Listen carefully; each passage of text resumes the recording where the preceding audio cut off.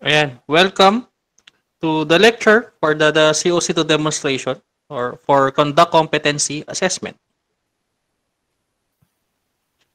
So, yung pinakaunang gagawin po natin during the assessment is first, before anything else, before even the orientation starts, di ba? You have to prepare all the tools, materials, and equipment needed for the assessment. So, ano po yung mga iyon? Siyempre, assessment packages like rating sheets, assessor's guide, um, candidate's guide, specific instructions to the candidate, and all the tools materials po na for the demonstration na ating kailangan. You will be given 20 minutes to demonstrate on how to become an assessor.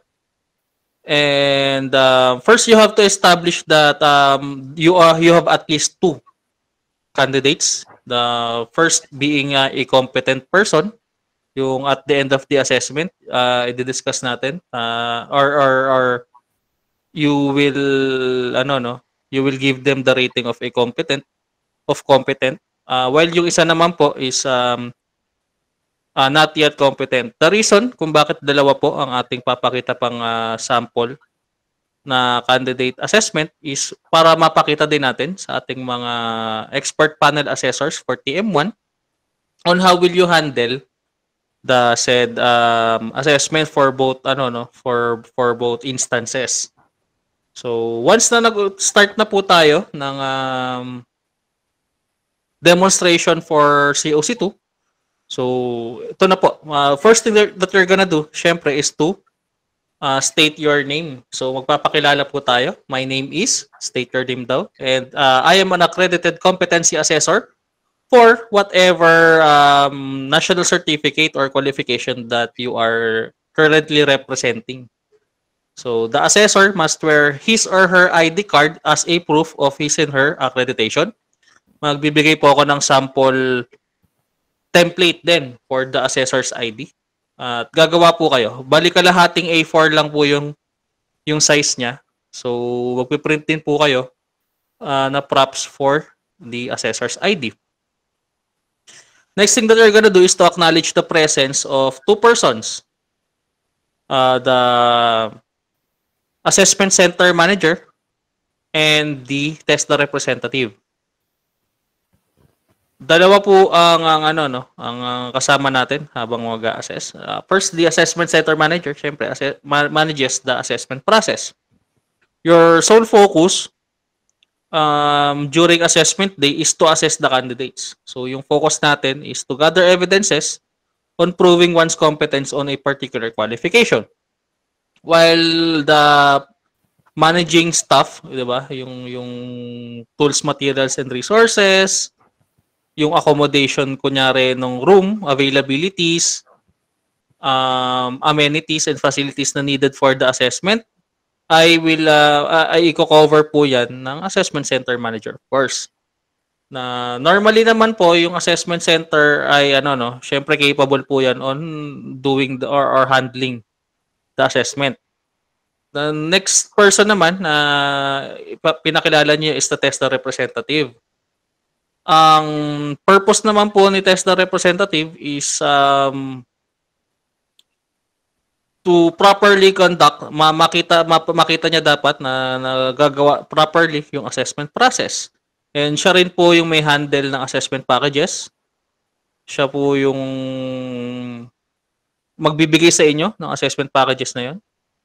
And yun, next thing that you're gonna do is to actually explain their presence. So, kasi from the instance lang makikita, tatlo yung taong nakatayo sa harap nila. 'Di ba? Mas dagdag ka ba yun? So, you have to establish the role of each. First of all, you as the assessor, syempre, explain mo that you are the assessor for that particular qualification and your sole purpose is to gather evidences which can prove their competence on that particular qualification. The assessment manager naman, assessment center manager, and the TESDA representative, their purpose daw, ang nakalagay din po dito, is to oversee the conduct of competency assessment and to check if the conduct is in accordance with the prescribed competency assessment methodology and procedures, they will not assess you. You have to really establish what is the purpose of their presence, as well as yung roles natin as key figures during the assessment process. The next thing is, syempre, you have to first check your attendance. Please present daw yung admission slip once your name is called. You have to really demonstrate that you are giving out attendance sheets, you are taking admission slips from your quote-unquote candidates, which is yung kagrupo nyo yan. Di ba, pinair ko kayo? Tapos, you have to really identify the person standing in front of you is the same person na nandun sa admission slip. Because again, there are instances na that is not the case. So, may nagpo-proxy sila paminsan-minsan. So yung that is one proving one's competence is to syempre validate na yung taong yun talaga. Okay? The next thing that you're gonna do daw is say lang ha, that you have the accomplished self-assessment guide. This is an indication that you know and can perform all the units of competencies enumerated in this qualification. Self-assessment guide was given to the candidate by the processing officer of the assessment center. Meaning to say, hindi ikaw yung magpapa-administer ng self-assessment guide. Before the assessment process even starts, dapat accomplished na yan. Or I think days before, dapat nga eh. Kasi yung nangyayari ang self-assessment guide na ina-accomplish siya once you are applying pa lang for the national assessment. So again, you will not administer the self-assessment guide. You will just make it a point na you have already the accomplished ones. Napakahalaga din po no ang purpose ng self-assessment guide. Ito po yung ating as I mentioned earlier on our meetings na the self-assessment guide is the proof that a candidate is willingly alam niya yung mangyayari at yung hinihingi ng assessment process. So yan po yung mga naka-check yes dapat lahat. So uulitin ko, you are just saying that you have the accomplished self-assessment guide which proves daw that alam nila supposedly yung all units of competencies that will be covered during the assessment process. So next daw, the competency assessor gives the overview of the qualification to be assessed. So today, I am going to administer competency assessment for state your qualification. It is the national qualification level with kung ilan daw po yung core competencies, or you have in the event na the core competencies are clustered, kailangan mo ring i-explain. Okay? Next is you're gonna have to properly orient the candidates. Please be reminded that once COC2 demonstration starts, you will no longer address the person right in front of you as trainees, but candidates na. So that are candidates for assessment po kasi. Okay? You have to present first the context and purpose of the assessment. Bakit ba tayo nag-a-assess? No? So the purpose of the assessment is to validate your skills, knowledge, and syempre attitude na rin for this particular qualification. So what is the purpose of having the national certificate naman? First and foremost, 'di ba? It is a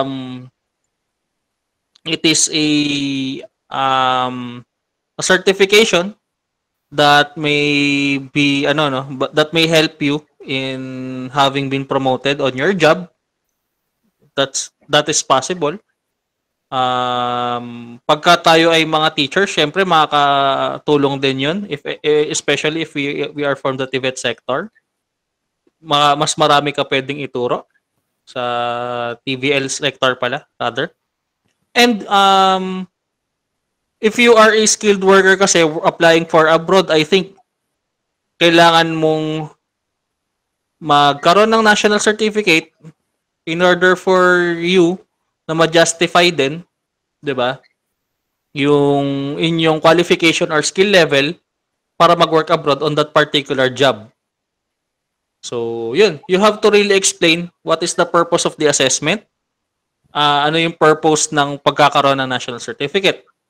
Next is the qualification or the units of competencies to be assessed. So, ilalatag natin siya, basic, common, and core competencies. How will it be assessed? Siyempre, i-explain mo yan. And, siyempre, they will be assessed based on their attitude, skills, and knowledge. Next is the assessment procedures and tasks to be performed. That is basically the same thing din naman. So, kung tayo ay familiar at kung naaalala pa natin, supposed to be dapat naaalala natin yan. Kung ano yung mga pinaperform natin, pinaperform sa atin nung tayo ang ina-assess for that NC. So, normally naman yan, that is demonstration with oral questioning lang. Kailangan lang natin maalala kung gaano siya kahaba. It's either half day o whole day lang naman ang assessment eh. Next is the assessment procedures. Dapat maalala natin kung tayo ba ay nag-written. Ano yung mga pinag-demonstrate sa atin, 'di ba? For example, 3 yung sa BPP noon eh. 'Di ba? Dinner roll, ay nakalimutan ko na yung dalawa. Basta 3 yung task na pinapagawa. For plumbing, for example, magde-demonstrate sila on how to have a line for both water and sewer line. Tapos mag-ano pa sila, mag-estimate pa sila for that particular line kung ilang pipe yung magagamit, ilang fittings and whatnot. So, kailangan natin maalala kung ano yung mga task na ating pinaperform, ipapaperform din natin pag tayo ay mga assessor na. Next is the needs of the candidates to be considered during the assessment, the allowable adjustments, or the reasonable adjustments. There are different types of reasonable and allowable adjustments. May it be language barriers. Siyempre, you have to be able to communicate well with the with your candidates during the assessment process. Mas mahalaga sa kanila na mas ma-translate mo ng maayos yung hinihingi ng assessment process kaysa magmukha tayong magmukha tayong matalino or what. Ang mas mahalaga is yung communication between the assessor and the candidates. Next na pwedeng maging reasonable adjustment is the physical disabilities. As long as basically the reasonable and allowable adjustment naman, the basic concept of that is to actually have to give a fair advantage or to equal things out lang doon sa mga bagay na may disadvantage sa mga tao. So, if one of the example, kunyari for caregiving, ikaw ay mag-administer ng CPR and let's say the candidate is pregnant. So, mahirap yun. Mahirap yung nakahiga sa sahig yung isi-CPR tapos ikaw luluhod pa para lang makapag-CPR. Maybe we can have a compromise on that. As long as it is reasonable / allowable. For cultural purposes din. For example, for religion, may mga religion po kasi na strict sa oras ang kanilang prayers, 'di ba? So let's just say na whole day ang inyong assessment. So you really have to give them the time to to exercise their beliefs. That is a reasonable adjustment din naman. Basta basically, every reasonable adjustment is any adjustment that the assessor will give to the candidates as long as it is on equal footing and will not have a disadvantage on anyone else, but rather to give an advantage to those who have disabilities or other aspects in their life that may have a problem dun sa maging assessment process. The competency assessor daw po can conduct orientation to at least 10 candidates. So, supposed to be maximum of 10 candidates per assessment day lang. So, be ready to handle up to 10 candidates during the assessment process. So, do you have any questions slash clarifications? So, lastly, you should assign numbers sa ating, sa ating mga candidates. Supposed to be kasi wag natin i-practice na you will call the candidate by name because you shouldn't have familiarity over your candidates. So the way to establish it is to call them by numbers. So candidate number 1, 2, and 3. You will give the instruction to the candidate number 1. It will be they will be the first to enter the assessment room. Syempre, one at a time dapat ang assessment process. Okay? So, hindi sabay-sabay yan in theory. Pero in reality, I understand na pinagsasabay-sabay yan. Especially kung meron namang available na gamit na 10 for the all 10. So, pero in theory, dapat pa isa-isa lang. Kasi kailangan nyo i-focus yung inyong sarili doon sa candidate na nagpe-perform. Second part is the assessment proper. So, syempre, you have to administer the assessment. You now instruct candidate number 1 to enter the assessment room, followed by number 2, 3, etc. You should provide the candidate with all the materials, tools, and equipment needed to complete the task. And you will give what we call the specific instructions to the candidate. You will let them read said instructions, and you will ask if they understood said specific instructions. So they will perform the task, and you, as the assessor, will observe and gather evidences. So first daw, using the materials, tools, and equipment, you are required to perform the task within kung ano yung allowable time or yung nominal duration for that particular task. I will be observing you while you are performing the task. Number 2, after your demonstration, I will ask you some questions related to your demonstration. Because one of the methods in assessment is actually demonstration with oral questioning, because there are instances na we need to reinforce the performance or the demonstrations of our candidates with oral questioning para mas observe natin yung kanilang competence. You may call me when there is a need for me to translate or explain items for clarification.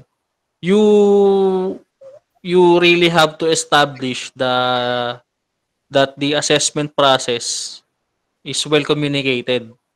Kung hindi sila marunong mag-English at English yung nakasulat dun sa specific instruction at hindi mo kailangan mag-English habang ikaw ay gumagawa ng task na yun, kailangan mong Tagalogin po yun. Okay?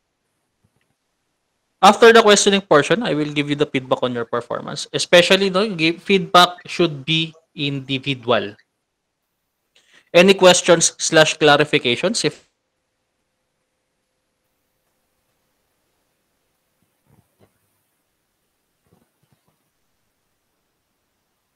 there are no more questions, you may start now. So, may stopwatch na kunyari. Note daw, while the candidate performs the activity, you must remind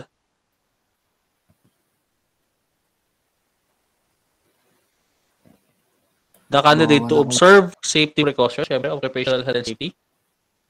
Stop the candidate if accident is stop the candidate if the accident is imminent. Keep notes of unusual conditions during the assessment. So, the only way that you will be, stopping the candidate from doing the performance if there is imminent danger involved. Pero you're not supposed to teach them. Pag mali yung ginagawa, you're not supposed to correct them because your job as the assessor is to gather evidences of their competence, not to teach them of their competence. Okay? Next is yung providing feedback. So, firstly, I will establish ulit that, di ba, dalawa yung candidates na inyong inassess? So, salitan sila. So, kunyari, may written, then demonstration, then oral questioning, then feedback. First thing that you're gonna do si candidate number 1, you will give them the written exam. And pagtapos na, kukunin nyo uli. Papatawag nyo kay candidate number 1 si 2. Pupunta si 2 sa inyo. Same thing, written exam. Pagkatapos, balik. Babalik si candidate number 1 for the demonstration. Pabasa ang specific instructions to the candidate. Pagkatapos, magpa-perform si candidate. Pag natapos, balik. Si candidate 2 naman, patatawagin mo, same thing. They will do the performance. The specific instructions to the candidate po muna uli. Papabasa nyo sa kanila. Next is you will, while they're doing the performance nga pala, you really have to act as if that you are gathering evidences. So may checklist ka, kunyari, chine-checkan mo and whatnot.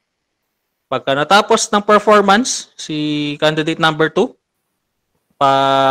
balikin si candidate number 1 at aalis muna si candidate number 2 for the oral questioning. Magtatanong ng tatlong tanong kay candidate number 1. Regardless of the sagot ni number 1, sige, palabasin po muna uli, papapasukin si candidate number 2. Same thing. Tatanong ka ng 2 to 3 questions. Huwag mag-feedback muna. 'Di ba? Nagtatanong ka pa lang, hindi ka pa nag-feedback. Pagka nagsagot siya ng tanong, okay, done. Please call on candidate number 1 for the feedbacking. So once that you are doing the feedback, syempre, first and foremost, you have to really do the feedbacking individually. Especially if not all candidates are competent. So in providing feedback, you must state first daw the strong points of the candidate based on their performance, followed by the weak points, and lastly, the recommendation. You really have to make it a point that their performance will be based, rather yung evaluation ng kanyang performance is based on the standard. So how will you do that? Nakalagay po dito sa note, you will present the rating sheets to the candidate to affix the signature on the candidate signature portion. This is proof that he accepts your assessment decision. Meaning to say, yung rating sheets is the basis of your judgment as the assessor, diba? Doon nakalagay at you should really explain how did you come up with the said decision for them, in order, kahit competent or not yet competent yan. And lastly, you should rather let them sign the said rating sheets and the competency assessment result summary, or the CARS. That is to make it a point, or to be a proof na ina-accept nila whatever the assessment decision, kung competent pa niyan or not yet competent. Yun yung last ninyong papagawa. Okay? Meron pa ba? Ayun, meron pa. Let's just say that yung inyong inassess ay competent. Pakita rin din natin kung paano siya paano ina-apply yung national certificate. So, magbibigay ka kunyari ng CARS, di ba? Yun yung papapirmahan mo. And pupunta sila sa provincial office para i-claim yung kanilang national certificate kasi competent sila based on the competency assessment result summary. That is the last thing that you're gonna do. And that's it. Ganun po ang gagawin natin for the whole 20 minutes of the COC2 demonstration for conduct competency assessment.